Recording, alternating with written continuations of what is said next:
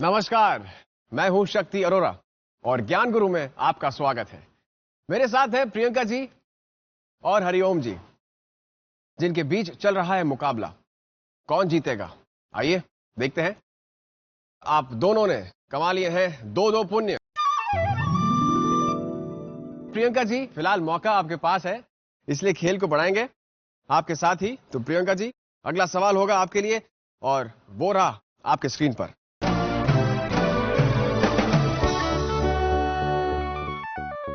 शनि देवता पर सरसों का तेल किस देवता के कारण चढ़ाया जाता है? आपके ऑप्शंस है, पहला कृष्ण, दूसरा हनुमान, तीसरा यम और चौथा काली।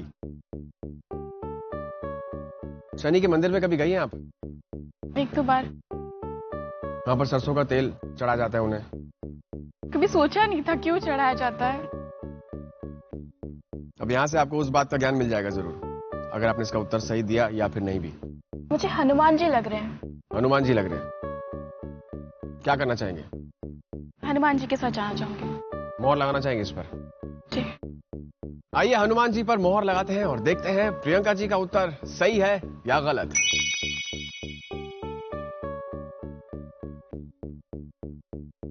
प्रियंका जी, आपने अनुमान लगाया कि इसका उत्तर होना चाहिए हनुमान, और आपका उत्तर बिल्कुल सही है।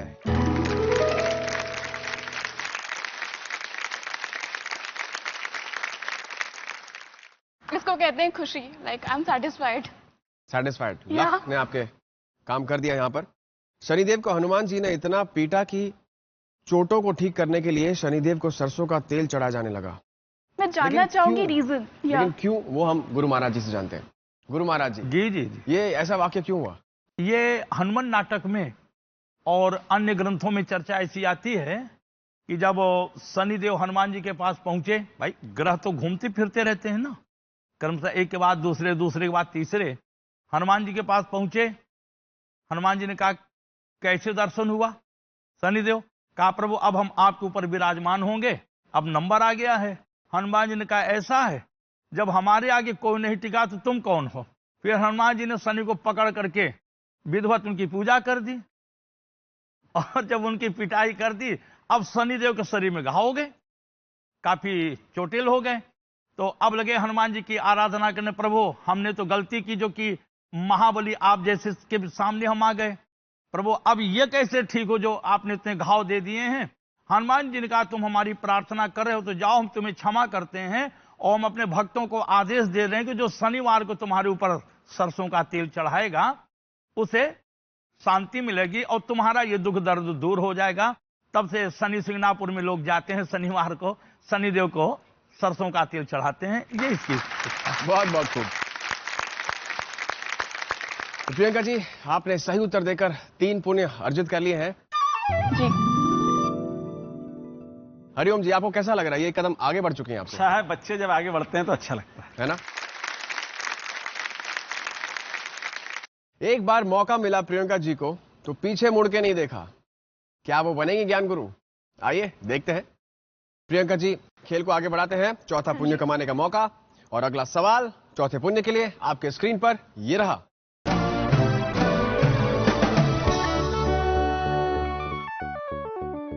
गांधारी द्वारा श्री कृष्ण को दिया हुआ श्राप कितने सालों बाद पूरा हुआ? और आपके ऑप्शंस है, पहला 72 साल, दूसरा 21 साल, तीसरा 36 साल और चौथा 108 साल। गांधारी द्वारा श्री कृष्ण को दिया हुआ श्राप कितने सालों बाद पूरा हुआ?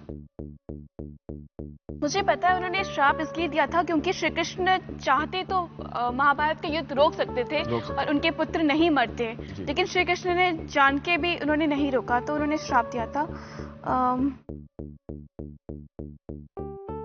श्राप कितने सालों बाद पूरा हुआ? मुझे यही याद नहीं आ रहा श्राप था क्या। 72, 21, 36 या फिर 108 साल? दूसरा मैं श्योर हूँ नहीं है। दूसरा श्योर नहीं है आंसर। 21 साल नहीं है मतलब 36 हो सकता है। मैं तीसरा 36 के साथ जाना चाहूंगी। 36 के साथ जाना चाहती हैं, यानी कि 36 साल। हाँ जी। क्या करना चाहेंगी? मोहर लगा दीजिए। मोहर लगा दें। आइए 36 साल पर मोहर लगाते हैं और देखते हैं प्रियंका जी का उत्तर सही है या गलत। आपने अनुमान लगाया, आपका अनुमान बिल्कुल सही है। क्या बात है। गांधारी ने श्री कृष्ण को यदुवंश के नाश का श्राप दिया था। मुझे इतना याद था कि श्री कृष्ण की डेथ हुई थी महाभारत के 36 इयर्स के बाद। अच्छा, मैं उसी तो वो को कैलकुलेशन लगाया आपने? वो वही रिलेट करने की कोशिश करी थी कि श्राप वो था या कुछ और था। सिर्फ उस पर आइडिया था थोड़ा, मैंने 36 लगा दिया। आपने बिल्कुल सही कहा। थैंक्स। आपने 4 पुण्य कमा लिए हैं, 2 कदम आगे हैं हरिओम जी से। बेटा शक्ति, गांधारी के पुत्र 100 पुत्र थे कौरव, और चूंकि गांधारी ने अपनी आंख पर पट्टी बांध लिया था जी, जिस घर की देवी अपने आंख पर पट्टी बांध करके बैठ गई और छोड़ दिया शासन को कुशासन बनने के लिए, तो घर कभी चलने वाला नहीं है। तो कौरव जितने भी थे अनुशासन से अलग हो गए और वो खुल करके अधर्म करना शुरू किए। परिणाम यह हुआ कि गांधारी के सामने ही उनके सारे पुत्र मारे गए। और इधर पांडवों की तरफ भगवान कृष्ण थे और सूत्र वही थे। तो गांधारी ने शाप दिया भगवान कृष्ण को, कहा कि जिस प्रकार से हमारे परिवार को, हमारा कुल खानदान हमारे सामने समाप्त हुआ है, तो हम तुमको इस बात के लिए शाप दे रहे हैं कि तुम्हारा भी सारा का सारा यदुवंश शीघ्र से शीघ्र समाप्त हो जाए और तुम्हारे सामने। तो यादवों की कुल आयु 36 वर्ष शेष बची थी और वो धीरे धीरे करके 36 वर्ष में जाकर के समाप्त हो गए। वो 36 साल लगा उनको समाप्त होने में। ये इसका क्रम। बहुत बहुत धन्यवाद आपका।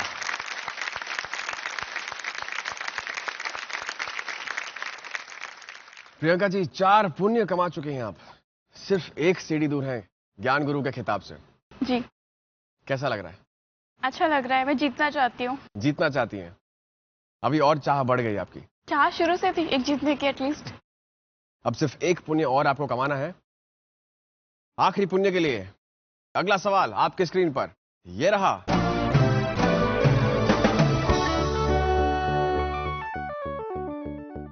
भगवान श्री कृष्ण पर किस मणि को लेने का गलत आरोप लगा था?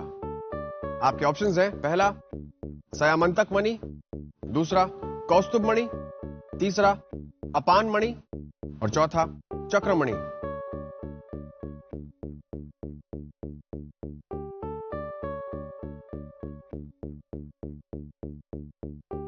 कभी नहीं सुना इस बारे में। शायद आरोप लगा था, ये कहीं ना कहीं याद आ रहा है, लेकिन मणि कौन सी मणि? Never heard of it. भगवान श्री कृष्ण पर किस मणि को लेने का गलत आरोप लगा था?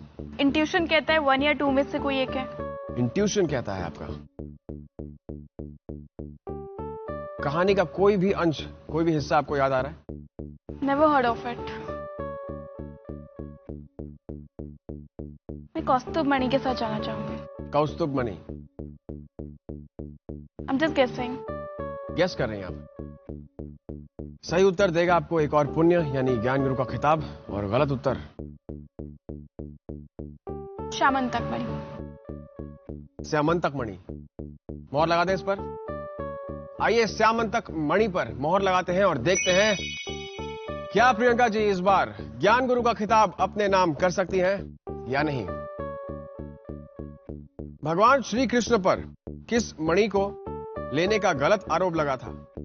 प्रियंका जी आपने मोहर लगाया स्यामंतक मणि पर। हाँ जी। गुरु महाराज जी से थोड़ी और जानकारी लेते हैं इस बारे में। गुरु महाराज जी। जी जी, इस विषय पर कुछ बोलेंगे? बिल्कुल बताएंगे। एक राजा था सत्राजित, और उसके पास में सूर्य के द्वारा दिया हुआ एक मणि था जिसका नाम था स्यमंतक मणि। और वो स्यमंतक मणि की विशेषता थी कि उससे प्रतिदिन सोना प्राप्त होता था, सोने का भंडार लग रहा था। और राजा सत्राजित वो मणि पहन करके जब निकलता तो मालूम पड़ता था कि साक्षात सूर्य भगवान आ रहे हैं। तो एक दिन भगवान श्याम सुंदर जब सत्यराजित की सभा में गए, जाकर के बैठे और देखा वो मणि पहन करके बैठा था। भगवान कृष्ण ने हंसी हंसी में कहा, राजन, जो मणि आपने पहन रखा है, अगर ये मणि हमारे मथुरा नरेश महाराज उग्रसेन के गले में होती तो इसकी और भी कुछ विशेषता होती। तो इस बात को तो भगवान कृष्ण ने हंसी हंसी में कहा था, लेकिन सत्यराजित इसको बुरा मानने लगा कि इस मणि पर भगवान कृष्ण की नीयत खराब हो रही है। एक दिन संजोगवश सत्यराजित का भाई था प्रसेन, वो मणि पहन करके जंगल में गया शिकार के लिए, और वहां पर उसे ऋक्षराज महाराज जामवंत जी मिल गए और उनके साथ में उनका युद्ध हुआ और ऋक्षराज ने राजा प्रसेन का वध कर दिया और वो मणि ले जाकर के अपनी बेटी जामवंती को दे दी। और इधर जब वो सत्यराजित को पता चला कि मेरा भाई मारा गया और मणि गायब है, तो उसको वो बात याद आ गई कि कृष्ण ने कहा था ये मणि मथुरा नरेश के गले में शोभा देगी, तो हो न हो इन्होंने ही हमारे भाई का वध करके और ये मणि गायब की है। भगवान कृष्ण ने कहा कि जब तक ये मणि खोज करके हम वापस नहीं देंगे तब तक हम चैन से नहीं बैठेंगे। भगवान कृष्ण चल पड़े और मणि को खोजते हुए महाराज जामवंत के गुफा तक पहुंच गए और जाकर के ऋक्षराज जामवंत से उन्होंने युद्ध किया और उन्हें युद्ध में परास्त करके उस मणि को लेकर के बाहर आए। तो महाराज ऋक्षराज जामवंत की बेटी थी जामवंती, वो प्रसन्न होकर के जामवंत जी अपनी बेटी जामवंती को भगवान कृष्ण के साथ विवाह कर दिया और भगवान कृष्ण वो मणि और जामवंती को साथ लेकर के आए और सत्यराजित के पास जाकर के कहा, राजन, मणि हमने नहीं लिया था, यह मणि ऋक्षराज के पास में थी, ये इनकी बेटी है और ये मणि है। तो उस समय सत्यराजित अत्यंत लज्जित होते हुए अपनी झेप को मिटाने के लिए अपनी बेटी सत्यभामा का विवाह भगवान श्याम सुंदर के साथ किया और वो मणि उसने वापस प्राप्त की। ये इसकी कथा है। बहुत बहुत धन्यवाद आपका। प्रियंका जी, आप बन चुकी हैं अगली ज्ञान गुरु।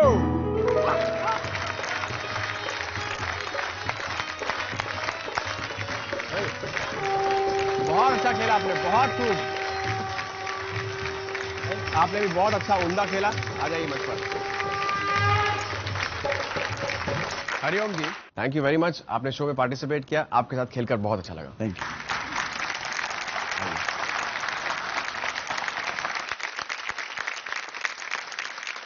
और अब हमारी विजेता प्रियंका जी, आ जाइए मंच पर।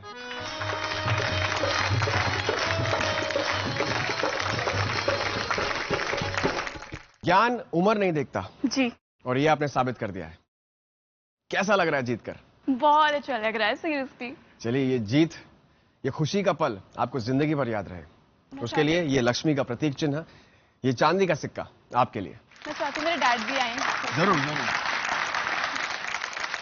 आ जाइए सर। बहुत बहुत स्वागत है आपका ज्ञानगिरी में। Thank you. आप देख रही हैं आपके फादर के चेहरे पर इतनी ढेर सारी खुशी है जी, और ये खुशी आपके लिए बरकरार रहे जी। और जैसा कि खेल का नियम है, हाँ मैं आपको जी। बताना चाहूंगा जी। कि अगर आप चाहती हैं तो एक और चुनौती ले सकती हैं। जी, आपको मौका मिलता है एक और चुनौती लेने का।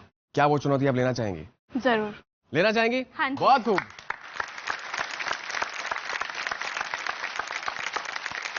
ज्ञान का फूल ऐसा फूल है जो कभी नहीं मुरझाता, एक के बाद एक कोमपल आती जाती है। अब देखते हैं कौन आएगा ज्ञान की बगिया में लेने को ज्ञान गुरु का आसन। देखते हैं कुछ ही क्षणों में।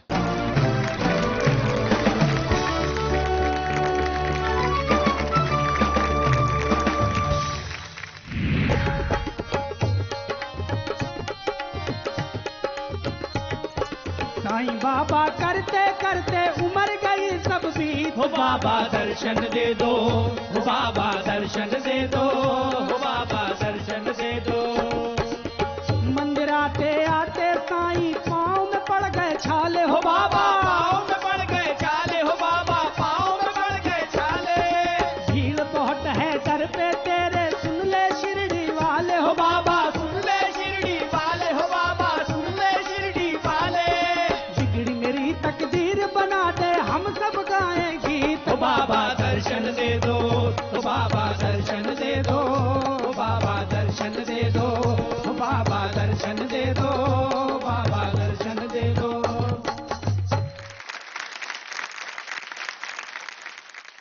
नमस्कार, मैं हूं शक्ति अरोरा, आपका सूत्रधार, और स्वागत करता हूं आपका ज्ञान गुरु में। और अब आज का खेल शुरू करने के लिए मैं बुलाता हूं हमारी मौजूदा ज्ञान गुरु प्रियंका जी को, जो पुण्य बटोरती हैं और मुस्कान बिखेरती हैं। स्वागत करते हैं प्रियंका जी का।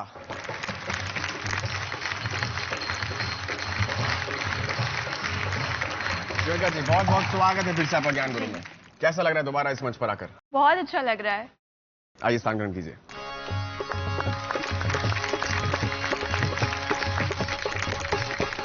प्रियंका जी को चुनौती देने वाले एक्टर हैं, डायरेक्टर हैं, माया नगरी के वासी हैं, पर दिल में राम का वास है। कई सालों से रामलीला में अभिनय कर रहे हैं और अब डायरेक्टर भी हैं। तो स्वागत करते हैं मुंबई के राजेश जी मिश्रा जी का।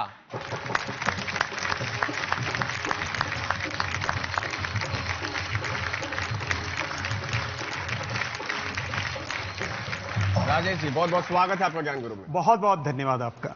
शक्ति जी, आपकी अनुमति हो तो मैं ज्ञान गुरु की पूरी टीम के लिए 4 पंक्तियां पढ़ना चाहूंगा। जरूर। ज्ञान गुरु के मंच पर हो रहा ज्ञान का मंचन है, धर्मदूत बने हैं गुरुदेव हमारे, शक्ति का संचालन है, प्रतियोगी सब नतमस्तक है, सतरंग भी संग में है, जय हो ज्ञान गुरु की जन जन का अभिनंदन है। वाह, बहुत खूब। चलिए, हमारी शुभकामनाएं आपके साथ है, खूब अच्छा खेलिए। बहुत बहुत धन्यवाद। Best of luck to you. आइए स्थान ग्रहण कीजिए। आइए।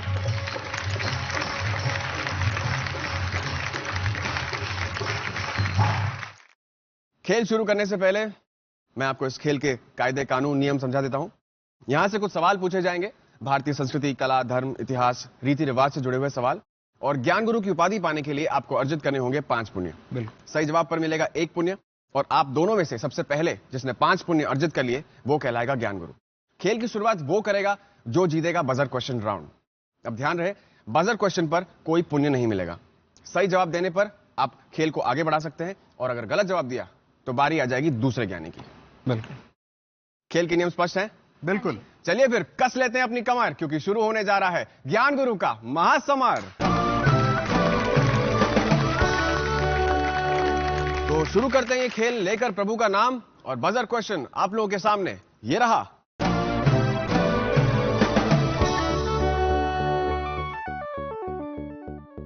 राम के कौन से भाई उनके साथ वनवास गए थे? सबसे पहले बजर दबाया राजेश जी ने। आपको मौका मिलता है इसका उत्तर देने का। लक्ष्मण जी। बिल्कुल सही जवाब।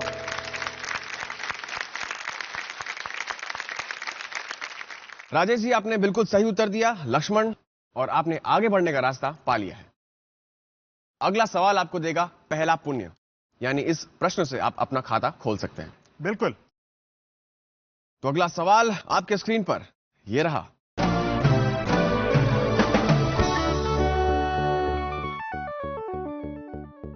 इनमें से कौन सा पक्षी सरस्वती का वाहन है?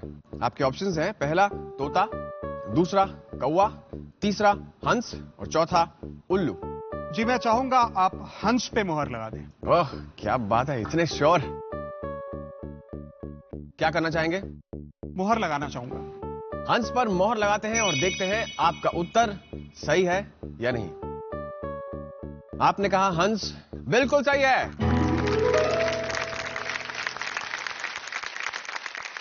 पहला पुण्य आपने कमा लिया है, खाता खोल दिया है।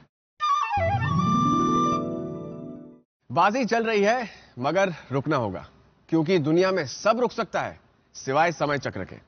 तो मिलते हैं अगले एपिसोड में, तब तक के लिए मैं शक्ति अरोरा, मुझे अनुमति दीजिए। शुभ रात्रि, शब्बा खैर, गुड नाइट।